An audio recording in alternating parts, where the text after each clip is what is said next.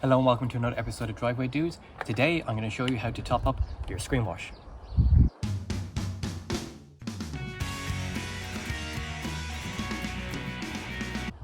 Okay, so when you're in the shops and you're looking to buy screen wash, you can either buy a concentrate like this one and dilute it down to what you need, or you can buy a ready to use one.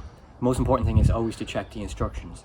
So on this particular concentrate, you use 25% for summer, you use 50-50 for normal winter conditions, and you use neat or 100% for severe winter conditions. For us, we've mixed 50-50 because we're coming into the winter. I've mixed it into this 500ml bottle so I can top it up as often as necessary until the bottle is full. Once the bottle is full, and if you have any left over, just screw the cap down tightly and you can save that for next time. So in order to top up your screen wash bottle, you're going to want to open the bonnet. To open the bonnet or hood on this 2008 Audi A3, you want to open the driver's door, and on the driver's side of this right hand drive Audi, you're going to want to lift or pull the bonnet release lever. There's a lever, lift that up, raise the bonnet. This is on a damper or shock absorber which will hold the bonnet open, and here is your screen wash bottle.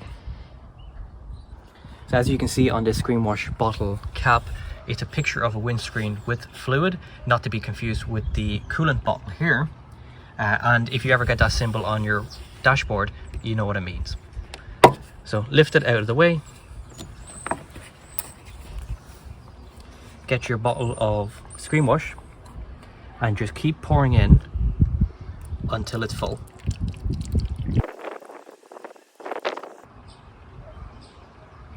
Okay, so you can see it there now. I'm going to consider that completely full, and we don't need to mix any more up. Replace the cap so it doesn't evaporate out. So we hope you found that video useful. Don't forget to like, share and subscribe to Driveway Dudes, and have a great day too.